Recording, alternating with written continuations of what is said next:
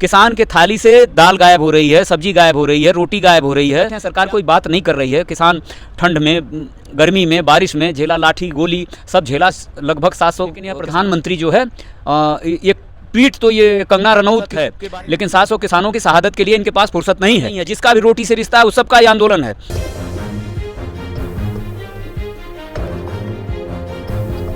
हमने देखा त्रिपुरा हिंसा धीरे धीरे महाराष्ट्र आने का काम करती है।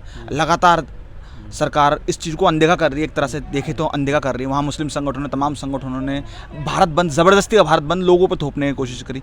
क्या लगता है इन सब चीज़ों से क्या निकल के आएगा? जी, दरअसल इस सरकार के पास कुछ भी बताने के लिए है ही नहीं जी। इसलिए यह सरकार उल्टे सीधे तिकड़म रच रही है देश भर में। ये जो अभी जो साथी ने, हमारे कॉमरेड ने अभी बात बताई कि ये लखीमपुर खीरी की घटना, हिंदुस्तान नहीं, आप तो पत्रकार हैं, आपको पता होगा, दुनिया में जहाँ तक मैं समझता हूँ शायद दुनिया में कहीं किसी देश में इस तरह की घटना नहीं हुई होगी कि किसान चुपचाप चले जा रहे हैं और पीछे से गाड़ी से किसी को रौंदा जा रहा। दरअसल यह सरकार सीधे अपने ऊपर आरोप न लेते हुए कि पुलिस से लाठीचार्ज कराना, गोली चलवाना, इसमें सरकार सीधे आरोपित होती रहती है। इसके लिए इन्होंने एक नया फार्मूला खोजा है, ये एक सड़क सेना। जी, इसको आप सड़क सेना कह सकते हैं। यह सरकार एक सड़क सेना तैयार कर रही है। कुछ खाए पिए अघाए लंपटों को जुटाकर एक सड़क सेना बना रही है और उस सड़क सेना के सहारे लोगों को डराने का और कुचलने का काम कर रही है। लेकिन इनके मंसूबे पूरे नहीं होंगे।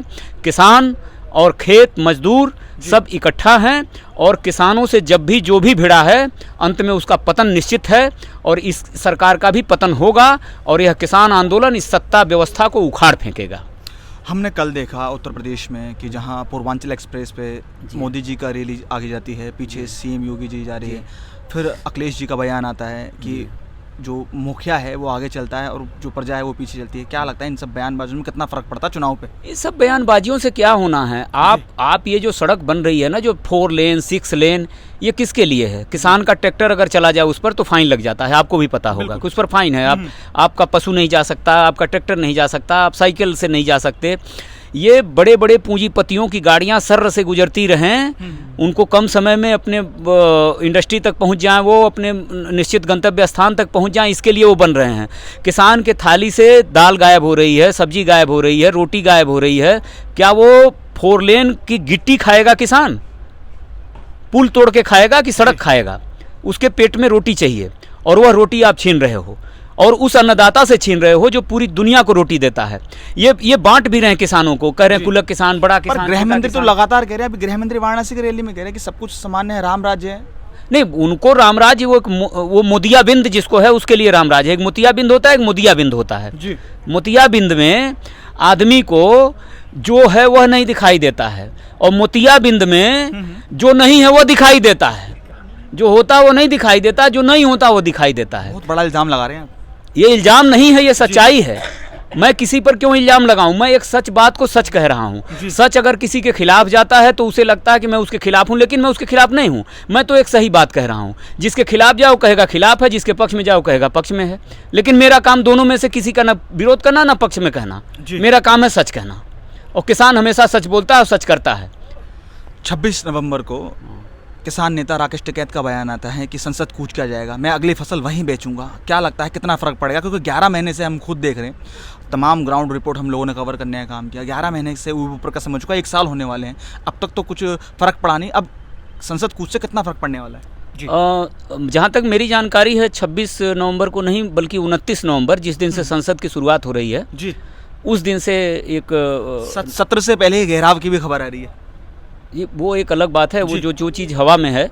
लेकिन अभी जो आप कह रहे थे 26, वो मेरी जानकारी में वो 26 को तो बॉर्डर पर जहाँ जहाँ किसान बैठे हैं वहाँ एक कार्यक्रम होगा और 29 से जब संसद की शुरुआत हो रही है तो ये हुआ कि 1 साल 26 को पूरे हो जा रहे हैं जी। तो 29 से संसद शुरू हो रही है तो ये हो रहा है भाई कि 500 किसान सेलेक्टेड और उनके नाम पता दर्ज बाकायदा आईडी वाईडी के साथ, ताकि ये पिछली बार जैसे 26 जनवरी को सरकार ने जो साजिश करी थी उस तरह से दोबारा कोई ये साजिश न कर सकें।